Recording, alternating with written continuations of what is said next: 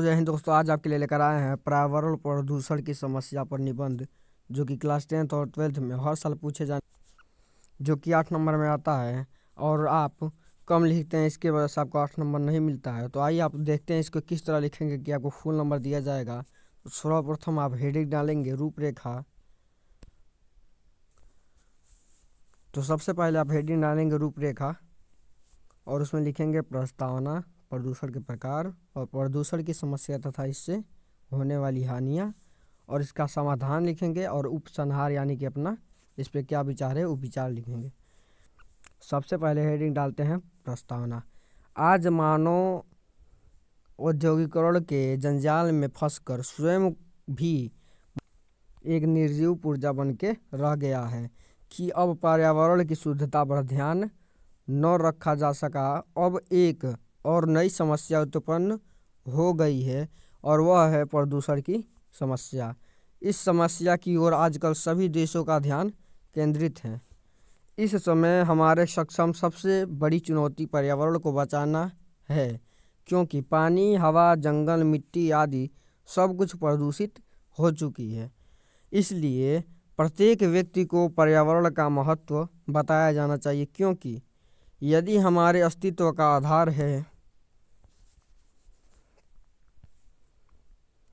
है, यदि हमें इस संतुलन को दूर नहीं किया तो आने वाली पीढ़ियां अभिक्षिप्त होकर जीवन जीने में बाध्य होगी। पता नहीं मानव जीवन होगा भी या नहीं। यानी कि जैसे पर्यावरण दूषित हो रहा है, अगर ऐसा ही चलता रहा तो सभी जीव जंतु। फिर आप सेकेंड हेडिंग डालेंगे प्रदूषण के प्रकार। आज के वातावरण में प्रदूषण इन रूपों में दिखाई देता है। पहला, वायु प्रदूषण। वायु जीवन का अनिवार्य स्रोत है।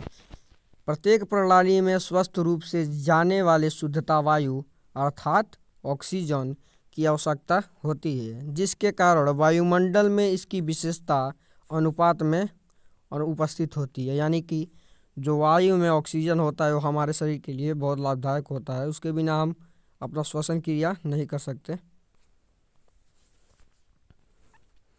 जीवधारी सांस द्वारा ऑक्सीजन ग्रहण करता है और कार्बन डाइऑक्साइड छोड़ता है। पेड़ पौधे कार्बन डाइऑक्साइड ग्रहण करते हैं और हमें ऑक्सीजन प्रदान करते हैं।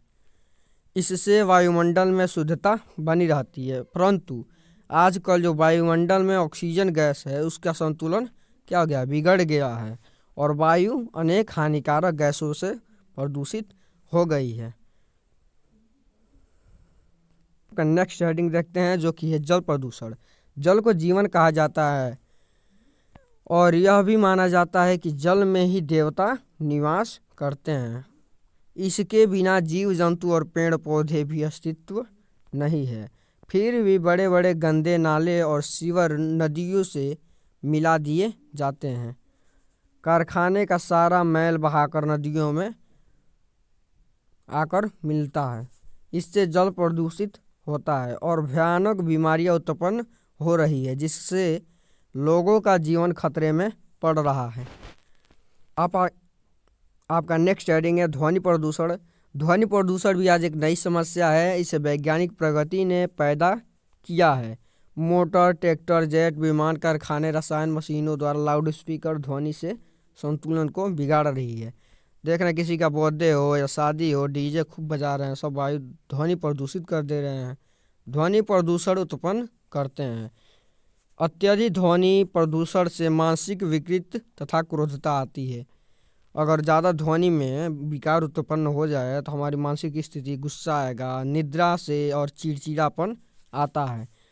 प्रियांकत से मानसिक समस्या तेजी से बढ़ रही है और ये जो समस्या है वो तेजी से बढ़ रही है। आपका नेक्स्ट हेडिंग देखते हैं रेडियोथर्मी प्रदूषण। आज के युग में वैज्ञानिक आपको 9 तक पढ़ाया गया था 3 प्रदूषण के बारे में, और 10 और 12 में अगर आप निबंध लिखेंगे तो ये 5 प्रकार के पढ़ाए जाएंगे। तो आइए देखते हैं, 5वां है रेडियोथर्मी प्रदूषण। रेडियोथर्मी प्रदूषण आज के युग में वैज्ञानिक परीक्षणों का जोर परमाणु नियंत्रण होते रहते हैं। देखिए अभी हाल फिलहाल में चंद्रयान 3 लॉन्च हुआ था। इससे विस्फोट से रेडियोथर्मी पदार्थ संपूर्ण वायुमंडल में फैल जाते हैं और अनेक प्रकार के जीवन को क्षति पहुंचाते हैं। इसमें से जो हानिकारक विस्फोट गैस निकलते हैं वो हमारे शरीर के लिए बहुत हानिकारक होते हैं। पांचवा है रासायनिक प्रदूषण।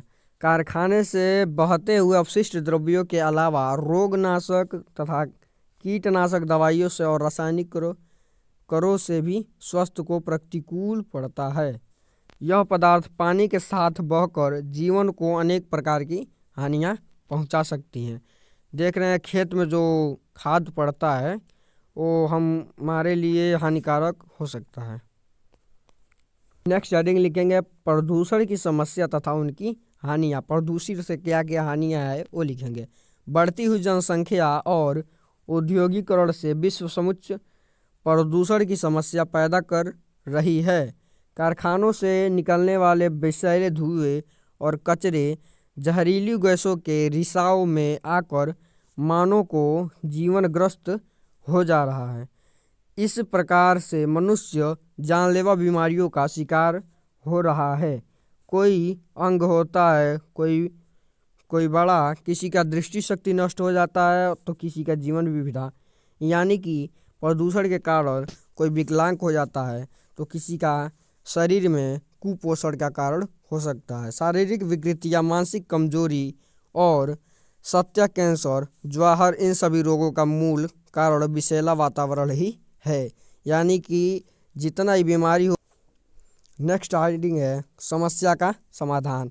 प्रदूषण की समस्या का क्या समाधान है।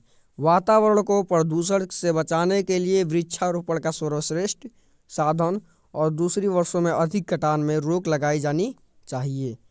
कारखाने और मशीनें लगाने की अनुमति उन्हीं को दी जाए जो कचरे को मशीनों से धुएं को बाहर निकालने के समुचित व्यवस्था कर सके। यानी कि औद्योगिकरण के कारखाने उन्हीं को दिया जाए जो पानी में न करके अपने मशीन के धुओं को समुचित इकट्ठा करके कहीं। अब संयुक्त राष्ट्र संघ को चाहिए कि वह परमाणु परीक्षणों को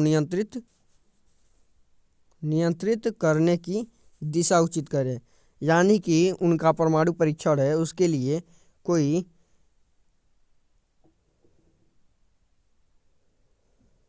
ऐसा जगह ढूंढे जहां जान माल की हानि न हो, उठाए और तेज ध्वनि वाले वाहनों को साइलेंसर की आवश्यकता हो लगानी चाहिए।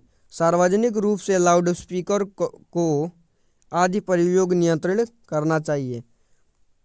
जल प्रदूषण को नियंत्रित करने के लिए औद्योगिक संस्था में ऐसी व्यवस्था की जानी चाहिए कि व्यर्थ पदार्थ एक जल उपचारित करके ही बाहर निकल जाए। इसके जल स्रोत को मिलने से रोका नहीं जा सकता। आगे आपका नेक्स्ट हेडिंग डालेंगे उपसंहार, यानी कि इसके बारे में आपका क्या विचार है। देखिएगा, प्रशांत की बात है कि भारत सरकार प्रदूषण की समस्या के प्रति जागरूक है। उसने 1974 ईस्वी से जल प्रदूषण निवारण अधिनियम लागू किया था।